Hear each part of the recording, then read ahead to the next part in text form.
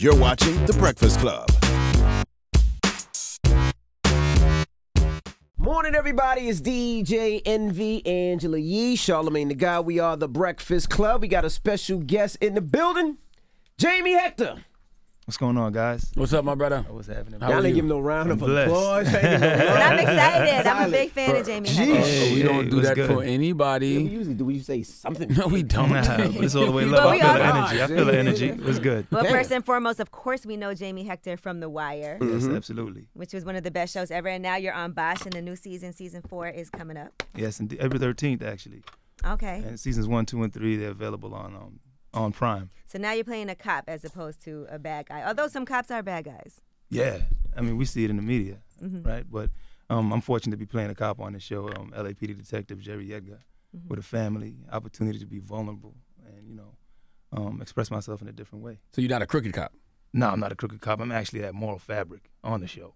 That individual that is not on the side of the crooked cop. I've been waiting to see something like that on television, like a cop who knows everything that cops are doing is wrong. Yeah. And is probably expressing it within the force, but the pushback he gets, that whole what they call it, the blue wall of silence. Yeah. That's like Serpico, right? That's like with Pacino back in the days when he did that film in terms of being in the mix. But I'm not a film buff like you. I don't know what you're talking about. I have no idea. yeah, but you know what? Within this one though, when I find out something's going wrong, I'm not riding with it. All right. And that's the difference between myself and a lot of other cops that are probably on the show. Do you have to do a lot of research for that? Like actually, I did. Yeah, how did you do fun. research for it? Got a friend of mine that's a Fed, and Todd Butler. I sat down with him. We did some run-ins. So you went on calls and everything? Went on calls, went on rides with the LAPD detectives also, went to the simulator. The what? Just the simulator. Basically, you stand in the room, right, and then they give you a fake gun. They put it on the screen. They say, listen, if you feel threatened, shoot. Basically, and they show a picture of you. They show no, they show a picture of a lady, a nice white lady with 2 kids, and they stand over there crying, and they're like, look, she's like, look, please don't shoot me. And then she pulls out a gun behind her back, and then I get shot. So I got to make my mind up, like, I need to see your hands. If I see your hands, then I'm not going to shoot you. And it was a white lady with 2 kids? A white lady. Wow. They're the ones that actually had the drop on me. Like one, she was driving in a car, and then she reached over and she said, hey, how you doing? And underneath her leg was a gun. And she reached over. I said, please, let me see your hands. She didn't show me her hands, and then she reached out and shot. Police was like, we'll never hire him. All right, he shoots white people. All right? They're only going to hire me on TV. You don't shoot white people with guns. What kind of cop are you? Yeah. So tell us about the Bosch. So you're a cop, and now tell us about the season, because you said it's 3 seasons. It's 3 seasons. It's the 4th season coming up now. Absolutely. So basically, it's a beautiful show. It's well done. LA's a character in the show, and it's led by Titus Welliver. Y'all probably know him from Gone Baby Gone. And it's a guy that, he deals with the pitfalls of life as a homicide detective, but also with the pitfalls of life as a family man. And it's based on book series. Yeah, Michael Connelly book series, New York Times bestseller. And he's just been writing books. Like, I think he's at least 21 books on Bosch, right? And it's been doing very well.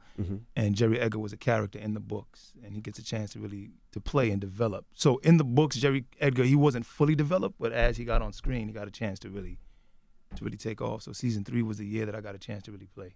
Was it hard for people to go from seeing you as Marlowe Stansfield to seeing you Yeah, as I got some Edgar? messages like, my man, why you doing it to yourself? A cop? Right. And I'm like, listen, an opportunity to show versatility, an opportunity to play and explore that world was important. And at the same time, to be the voice for those that are doing well on the force. Now, for you came up in acting. I want to just bring up the Moving Mountains organization that you have, because you had a fundraiser last year that I was there. You hosted. Thank you very much. Yeah, actually, I hosted it. And a lot of people came and showed up and showed support for that. But let's talk about how important it is for you to make sure that you have arts for these kids that have talent but maybe haven't developed their talent yet. Absolutely. You know what? It's an organization.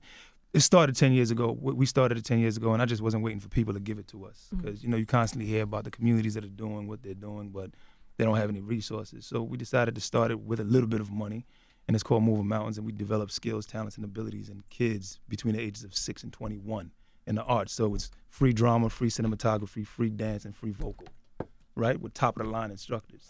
And also we drop the jewel on them. Whatever they need to know, we help them through college. We help them with the direction and that they need, and it was fun. And that gala that you're talking about is where LL Cool J was hosted also, as well as Steve Buscemi.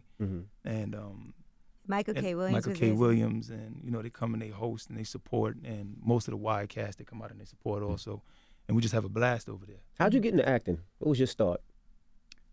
I started in a theater company called Tomorrow's Future Theater Company, based in Brooklyn, and again, that was the same kind of outlet that Right. Moving Mountains was, right? We just didn't wait, and then from there, it just sparked something in me, so transitioned off and went and studied at Lee Strasberg Theater Institute, but that thing that happened in the theater company was me having an opportunity to travel throughout all regional theaters and community theaters and just playing on stage and expressing myself. And then I wanted to become more of a dynamic actor. What was the first role? Like the first person you seen in the movie is like, that's what I want to do. The first person that I saw in the movie, it was probably Glory. It was Denzel. Ooh, that one tear. That one tear. That That one tear, man. But you know, it's funny because it wasn't really only Denzel. It was my other man too, Adrian.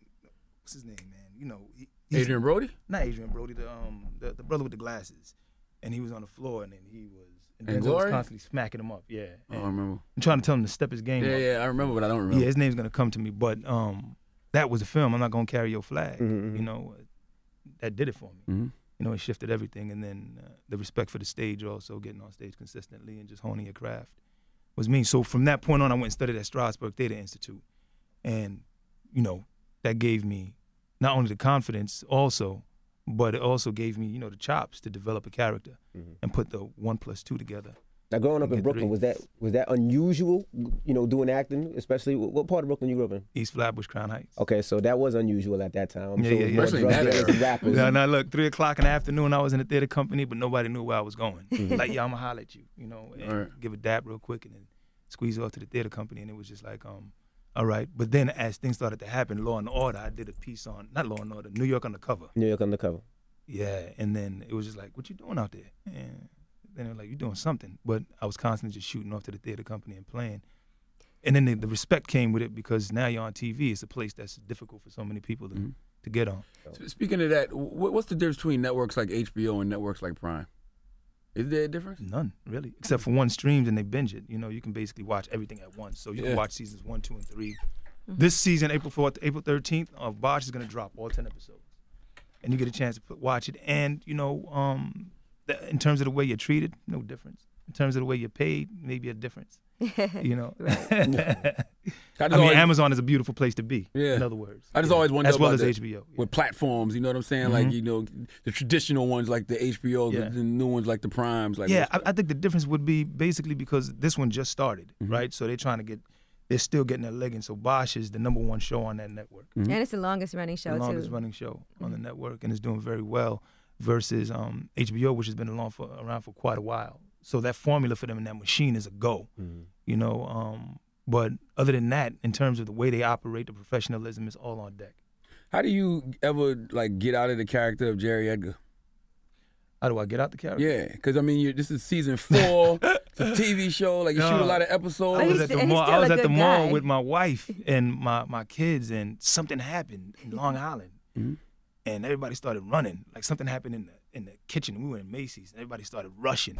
And me personally, I just jump on. I was like, "Everybody get down! Everybody get down!" You really think this is a guy? You really think And everybody is curled up around me underneath the desk, and I'm like, "Everybody, focus!" And she's like, "Yo, what you doing, B? You're not Jerry Edgar." Like, calm down. So it's an interesting. Good thing you didn't turn into Marlowe. 'Cause Exactly. That might have been different. It Then would you have been realize you different. ain't have a gun. You better. Yeah, it would have been different. Now, how So did- you don't get out. You don't detox from it. Nah, man, you know, a little piece of you from all of them comes with you. Yeah. You know, you learn a lot. Like I learned so much studying LAPD detectives as well as my guys out here. I went and shadowed a brother from the precinct down in Canarsie also, and he walked me through the process. And it's just in terms of the interrogation process and how they do it, and the way when they walk outside of a building, how they shoot their eyes straight down the block and they just pull back really quick so they can see everything in range. You know, so it's a little different because then you take those tools with you to the next project as well as your life. You know, Do you 'cause look they're at life police shootings lessons. differently now? Because you play that side. So does it open up for you? Like, well, where was his hands? Did he really point? Did he run? Was his back? Do you look at those things differently? Nah, man, because you know what? I don't look at them too differently because for me, in certain situations, you know, people could be disarmed. That's how I feel.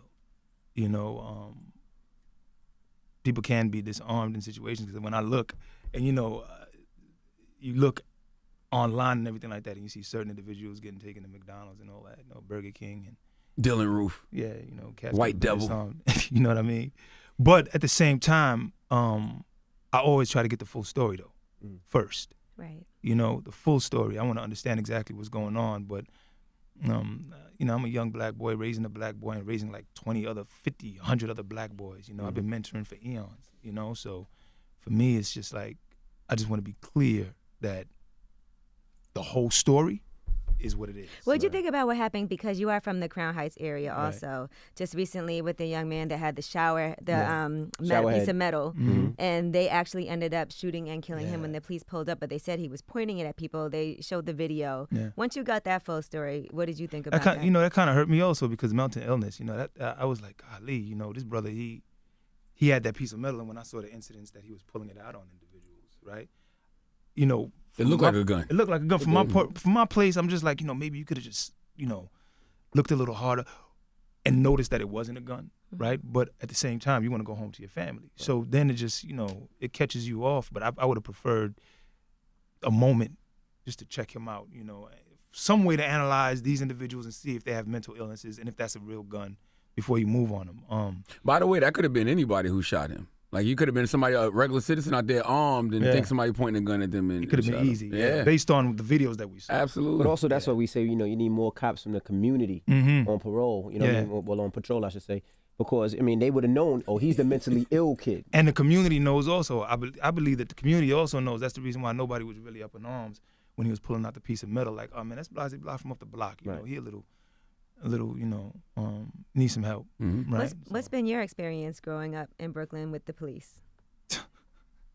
Ups and downs, you know. Coming from college one time, and what happened? The dude said, you know, you go to school now, you get a little education. It's like, you know your rights. Before Jay-Z came out with 99 Problems, right? It was just like, I knew my rights. I read the Constitution. It's just like, yo, come here. And I'm like, nah, look, this is my ID. I'm good. Got my bag on my back. And it's like, boy, when I tell you come here, you come here, you know? And they grab you up. And it was a cop that was in the community that was just running around doing this dirt. But that was my experience. It was, you know, good and bad experiences. More so not too good, only because, you know, they felt like they had to run around and do what they do. But I had great experiences with police officers also. Because, you know, I got family in law enforcement. Oh. You know, I mean, when I call correctional officers law enforcement, and I know they're hard. You know, I know that they're not out there doing no dirt or nothing like that. So, but my experience in the past has been good and bad, in all honesty. I think relationships with cops and civilians would be way better if some cops were just allowed to be like, that is wrong. Like, if you saw other cops challenging other cops and it seemed like cops were on civilian side sometimes in the media, I think it would change a lot. It would change a lot. It would change a lot only because you'd see them as, you know, if you commit a crime, you're going to get tried for it. You know, and at the same time, if you're my man, I'm not going to let that slide. That's the beauty, because in the past, when you didn't have any black cops, and you had white cops running around just doing dirt, you know, to a black man that's considered insignificant or whatever, then it was just it was hard to catch that. But now, you know, you have black and Latino police officers on the force. They're going to try to hold you accountable, hopefully. Like, nah, you can't do that. You can't stop that man out like that. You crazy? He's a human being right there. You know. You're from Haiti, right? No, my parents are. Oh, your parents from Haiti. Okay. Probably Creole. I'm good with it though. So what did you think when Trump called Haiti a shithole country? I wasn't surprised. I mean, it didn't affect me. It would have affected me more if Obama said it. You feel me? Yeah. But when he said it, I was just like, yo, you know, I mean, I know it's not true, you know. I do my homework in terms of the Caribbean and Haiti and Africa and, you know, where we come from. 1804, Tucson, Louisville. I mean, I stand on the, you know, shoulders of giants, you know. So, and I know that for a fact. So, it didn't bother me none. You expect that from a colonizer? I expect that. Absolutely. Absolutely. Yeah. I don't expect anything less. You know, it's like, you know, it's just that he keeps getting a pass on all that kind of stuff, you know, but he didn't get a pass from me, though. Now, what about other projects that you're working on, that you're developing yourself personally? Developing myself. One called Nobody's. It's about a kid. He's a hacker taking care of the community. I got an affinity for like this young generation. I'm big on like making sure that they got a way to go wherever they want, that they have options and opportunity, and they get money. You know, as well as, so I'm developing that right there, and we're shooting that. I'm directing that, actually. Oh, so I'm sure you have a lot of kids you could put in there from the program, Absolutely. from Moving Mountains. That's the plan. That's the plan. Set them up straight. Yeah, you know, That's the dope. beautiful thing about the organization is we set them up, we line them up, and give them the information, and then also teach them about the union and send them out there for work. You know, I line them up with my people so they can send them for work. So now we got 8 of them now. We have one that was a series regular on the breaks. We got another one that's on that new Ocean's 8 that's coming out. She's, you know, I mean, we got actors on there now that's really doing it, you know. And so Queen of the South, of course, I got that coming out. Had a chance to play with Remy Ma and MC Light on there. Yeah, they Who the hell on that show likes female MCs so much? Because Snow the Product has been on there. Remy Ma, MC Light. Like, who's doing this? That's dope. Hey, you know what? I don't think it's about the female MCs. I just think they appreciate the female. It's basically a show based on 2 female cartels, right? That started from the bottom, and now they're just doing extremely well. And it just so happened to be that Remy Ma and MC Light and Snow the Bluff, they're just talented. Snow the Product. Snow the Product. He's thinking of the movie Snow on the Bluff. Snow the Bluff. I'm thinking of Snow. That's the Snow was movie. from Atlanta and I saw that too. California. When Mike went over there, Snow the Product. Snow the Bluff was great. Snow on the Bluff? Yeah. You ever seen that? Yeah, I seen that. Classic. Said it. That was crazy. That's why I was on the top of my head. No, it was great. I enjoyed that. I mean, I love documentaries, and I'm looking at it like, is this dude for real? It was like a hood Blair Witch. Yeah. Remember Blair Witch Project? The first one, yeah, like a hood $60 Blair million Witch. out the gate. Yep. That's how much they made. They did well for themselves. Yeah. Snow You on the think it's a Bluff. better time now for Black people as far as acting and directing? I think it's a better time for us because it's one, we've been doing the work, but now there's so many outlets to get a chance to see it, you know, and the numbers that we're doing, you can't dodge numbers because it's all about numbers. Bottom line, you know, if you can fill the seats up, but the opportunity to actually show that we can do that is being done now, and you know, Panther did his thing, and Ava, you know, everybody's doing what they're supposed to do, as well as on television. You know, we're doing great work on TV and film, which you can't deny. And my manager and I, we stand on this thing called being undeniable. You know, that's the fact right there. And I think we are that right now. Right. We've been that, but we just never been recognized for it. The numbers are really matching up, and now everybody's trying to get on board and say, okay, financially, this is very lucrative for Absolutely. us to try to make these type of films. Yeah. And I don't mind looking at your face on screen. And you know, and seeing my family. All right. Absolutely. Well, Bosch, April 13th, new season, and we appreciate you for joining And us. you I can appreciate binge you. watch seasons 1, 2, and 3, 3. and then season 4. And season 4, April 13th. And we're shooting season And I've been 5. seeing the show's been getting 5 stars across the board, so people really are into it. Talk about how great the writing is on the show. So if you haven't had a chance to see it, now's a great time. And if you have Amazon Prime, you get Amazon free, right? Absolutely. You get Amazon free. You know, you sign on, you can get it free for 3 months, and then you get Amazon Prime. You get free shipping and handling is what they say. And you already on We season love that. 5? No, we're about to start. Season Season 4. 5. Wow. That's what I'm saying, because most shows don't even go that long. Yeah. I mean, I've seen actors get on shows, they start the air, and in the middle of the season, they cut it. They're like, too much money, you know, wasting just trying to even put you on television, and they cut the show, you know. Dudes relocate their life from LA to Atlanta, and they got to shoot back. But this one is doing 5 seasons. That's a good look. All right. Yeah, absolutely. All right. Well, Jamie Hector, Hey, it's the Breakfast Club. Good morning. my man.